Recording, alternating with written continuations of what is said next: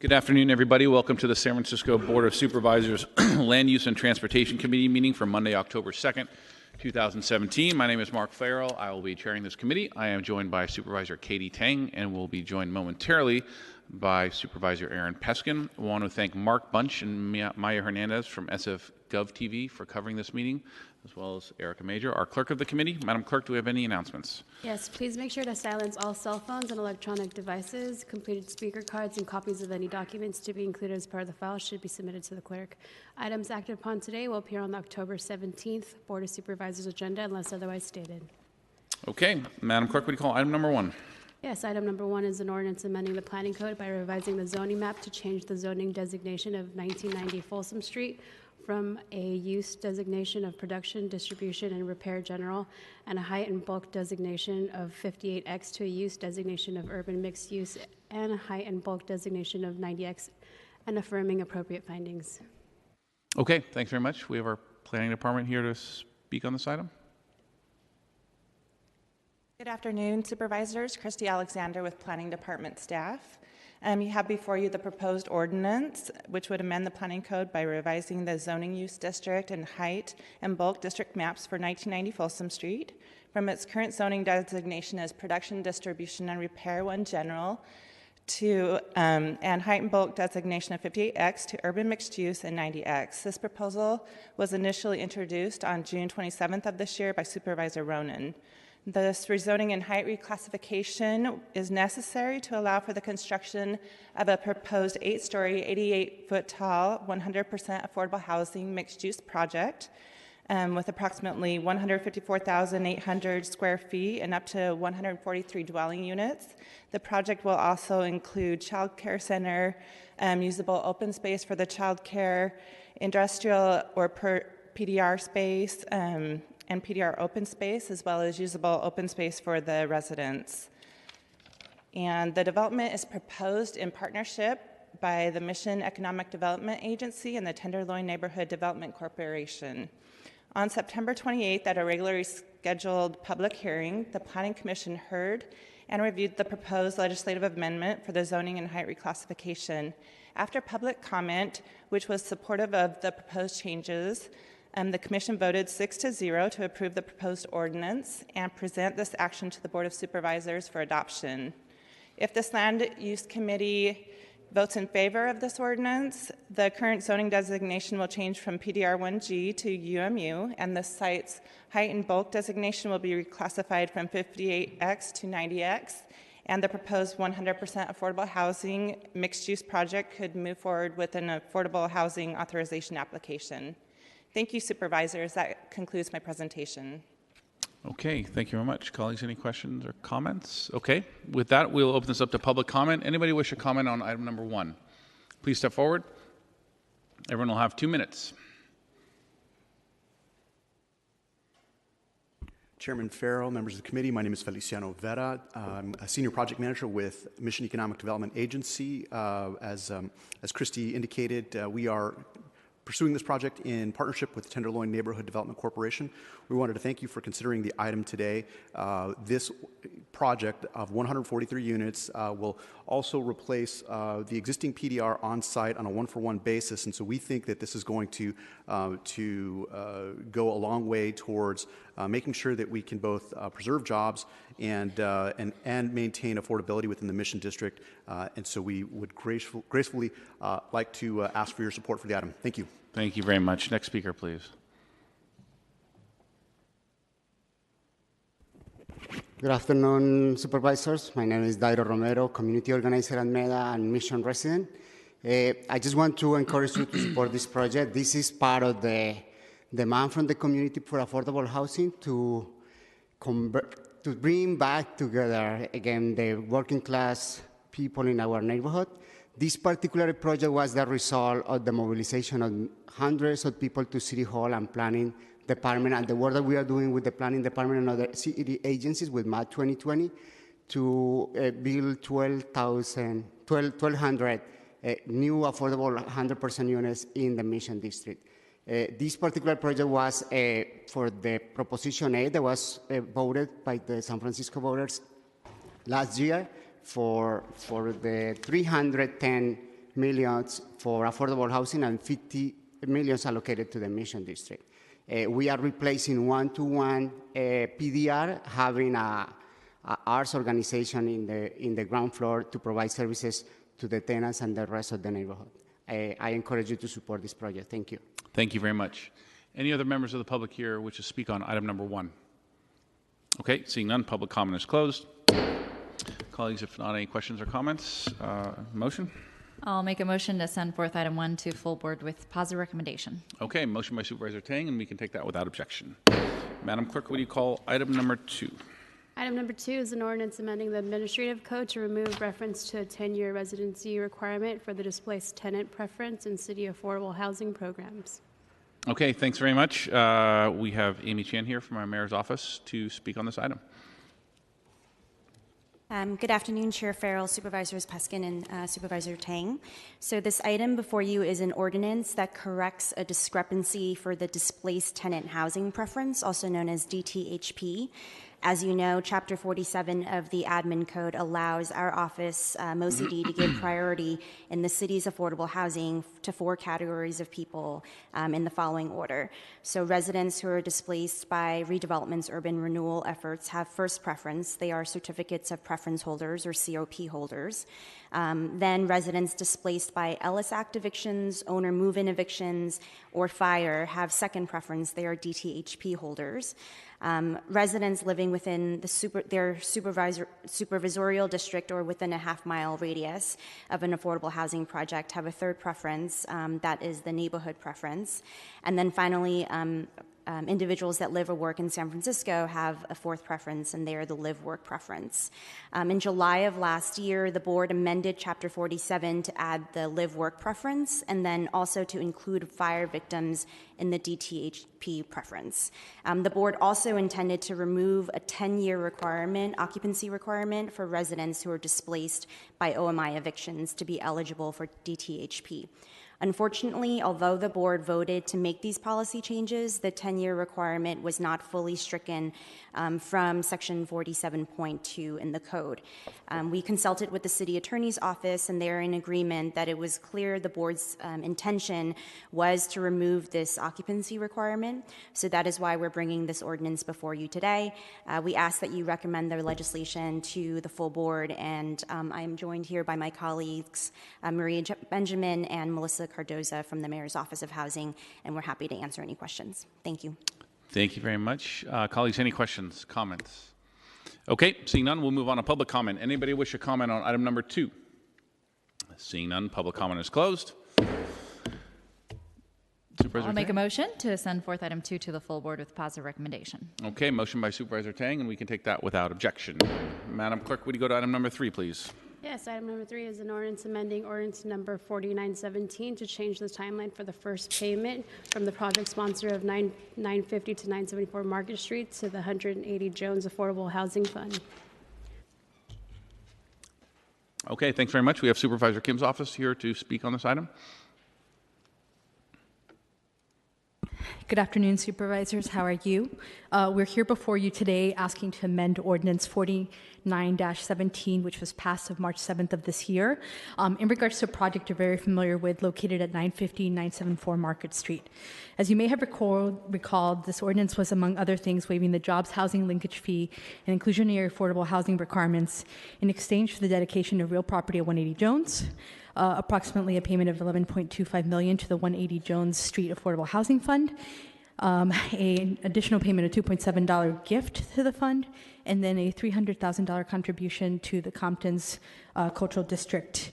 The amendment we're asking before you is specifically, the original ordinance had language in there about there's a schedule of payments, and the first payment for $1.5 million was to be either the first construction document or July 1st.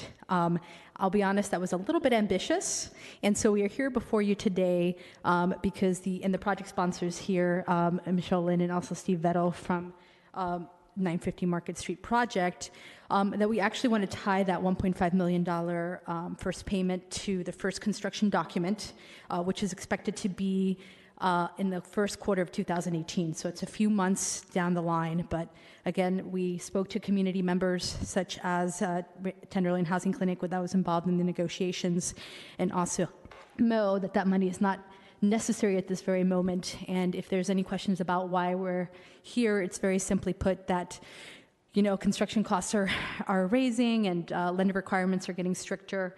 And more than anything, we do thank the project sponsor for communicating with our office this need and also engaging in some value engineering to sort of figure out how to get the financing worked out. Questions? And also, I don't know if 950 has anything they'd like to share or no. No. Okay, colleagues, any questions or comments? Okay, seeing none, we'll open this up to public comment. Anybody wish to comment on item number 3? Seeing none, public comment is closed. Colleagues, any further questions or motions? I'll make a motion to send forth item 3 to the full board with positive recommendation. Okay, motion by Supervisor Tang. Can we take that without objection? So moved. Madam Clerk, would you call item number 4?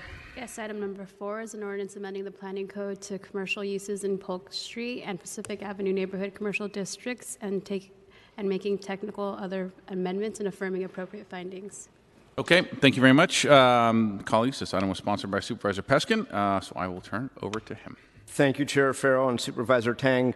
A couple of weeks ago, we heard a number of amendments to the North Beach Neighborhood Commercial District, and I want to thank you for your support on that, as well as all of the members of the board who unanimously voted for that last week. Before you today are a number of amendments to the Polk Street and Pacific Avenue Neighborhood Commercial Districts that are very similar to what we had 2 weeks ago, that are really aimed at ensuring the longevity and vibrancy of these unique District 3 corridors, particularly on the commercial side.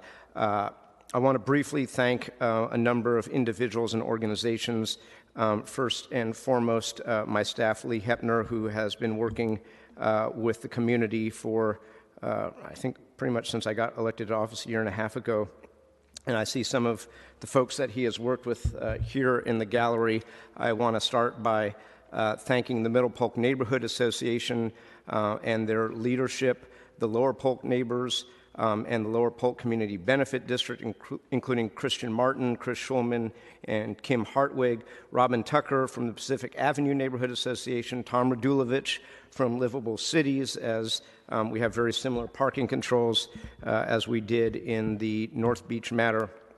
And from the Polk Street merchants, we could not have formulated this without the good advice and participation of Stephen Cornell. I also want to say that this went to the Small Business Commission and was approved unanimously, as well, of course, as the Planning Commission, and there were many other individuals that were involved.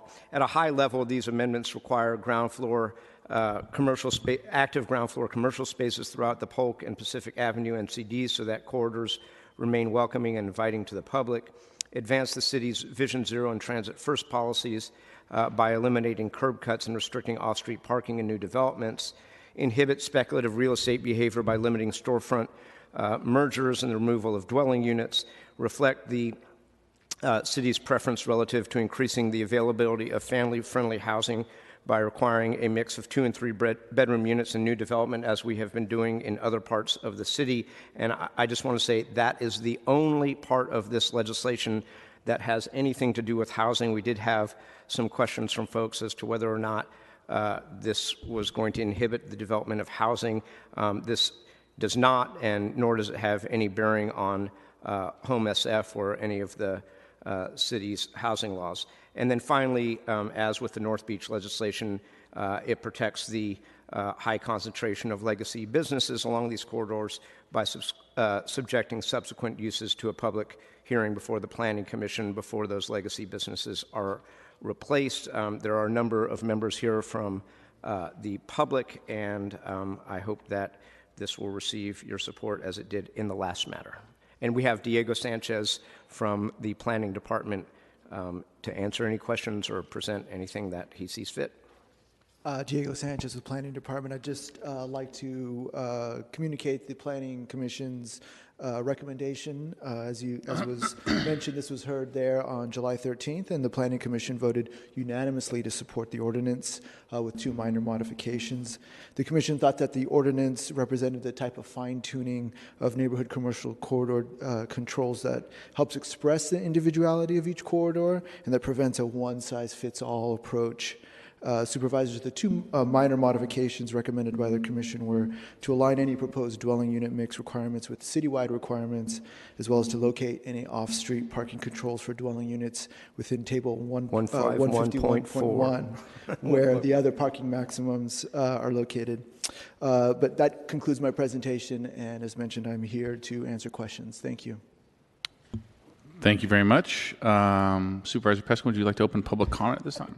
I do. I just have one tiny little question for the city attorney that I didn't have a second to ask him about.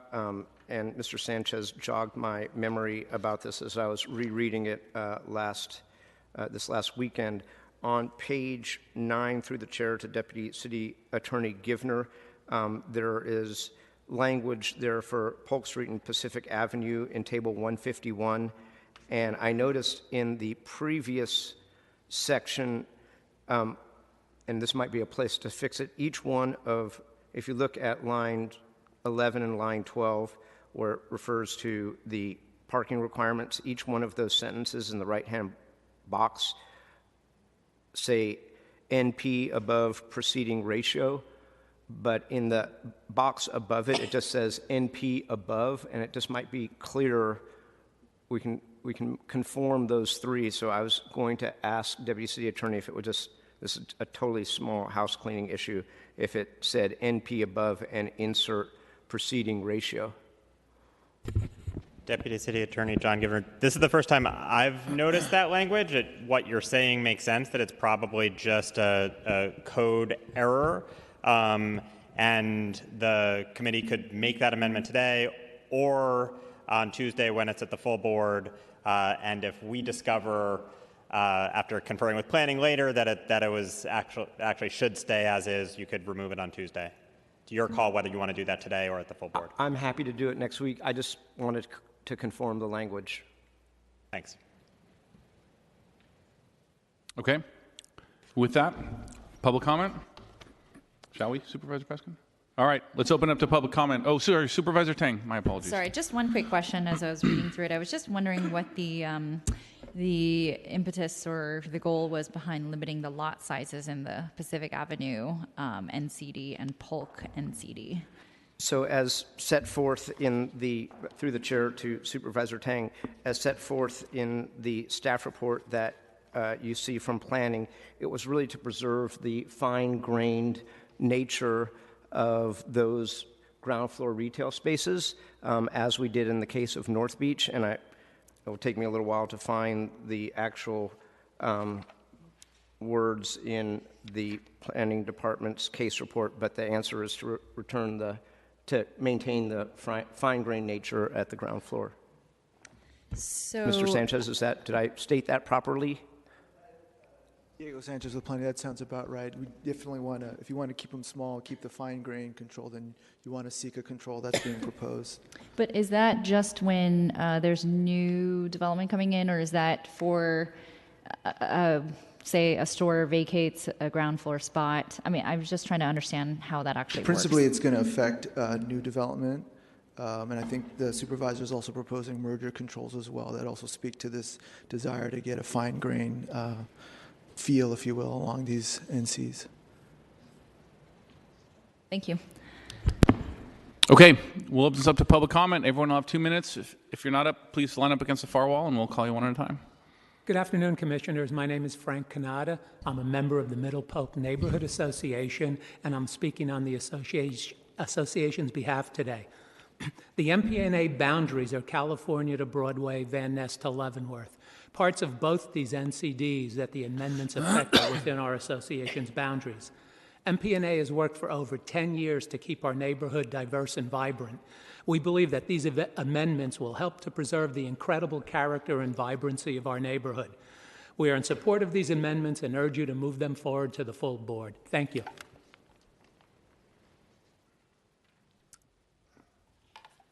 Good afternoon, members of the Board Land Use Committee. My name is Robin Tucker. I am the co-chair of the Pacific Avenue Neighborhood Association, commonly known as PANA. PANA members in our community support the legislation before you today. We've been working alongside many of the leaders of the city, including city departments, to ensure that our community remains vibrant and relevant and continues to grow in a relevant and vibrant way. We want to thank Aaron Peskin, his office, community and neighborhood leaders, and the city departments and leaders who have worked so hard to create this legislation that makes a great community even better. And it ensures that our community retains its charm and while remaining vibrant and relevant to adjacent neighborhoods and the city at large. We ask that you vote yes today and send it to the full board. Thank you. Thank you. Next speaker, please. Good afternoon. Stephen Cornell, and I'm representing the Council of District Merchants and the Polk District Merchants. And of course, we're in favor of this, and we thank you. And we really appreciate having all this, having us in early, letting us be at the table, which we appreciate to be part of. Thank you. Thank you for your support, Mr. Cornell. Next speaker, please. Good afternoon, Kathy Wazowski, Middle Polk Neighborhood Association. We definitely want to have this go through because it is very important for us to preserve Polk Street as it is, keep all of the people, all of the businesses together, and especially with the rent control. That is very important because I know a bunch of people recently who have lost a lot of the information, their places and things. So we have to keep a neighborhood. I think it's extremely important. So Middle Polk Neighborhood Association is definitely in favor of this. Thank you very much. Thank you. Next speaker, please. Good afternoon. Todd David on behalf of the San Francisco Housing Action Coalition. So we were the organization that reached out to Supervisor Peskin's office with a couple of questions, and I had the opportunity to speak to Lee Hepner on Friday. So I wanted to thank Supervisor Peskin and his staff for reaching out.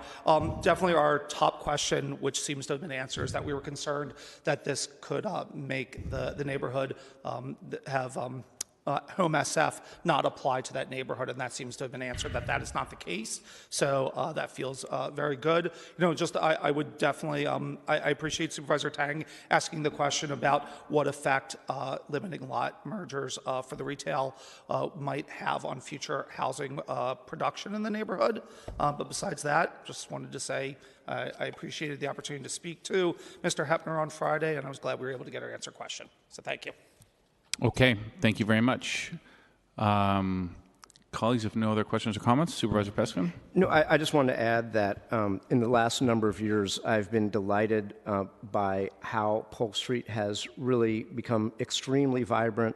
I have to say the Lower Polk neighbors and the Middle Polk neighbors, as well as the merchants organizations, have really welcomed and embraced new development, which in almost all cases is higher than 40 feet, and I want to commend the organizations who have worked with developers to make sure that alleyways have been improved to get the kind of community benefits that is really bringing Polk Street into the dawn of the 21st century in a smashing way. I was delighted to be there the other day when new murals were unveiled on Hemlock Alley. There's a lot of lighting improvements that are going on, and thank you for initiating this planning process, and thank you to the Planning Department and the Commission for being so helpful and cooperative. So with that, colleagues, I commend this legislation to you, and we'll work with Mr. Givner on that little conforming change between now and next Tuesday if you see fit to send it to the full board, and would, if there's no objection, make a motion to send it to the full board with recommendation. Okay, motion by Supervisor Peskin. Can we take that without objection? Okay, so moved. All right, Madam Clerk, do we have any other business in front of us? There's no further business. All right, thank you, everybody. We're adjourned.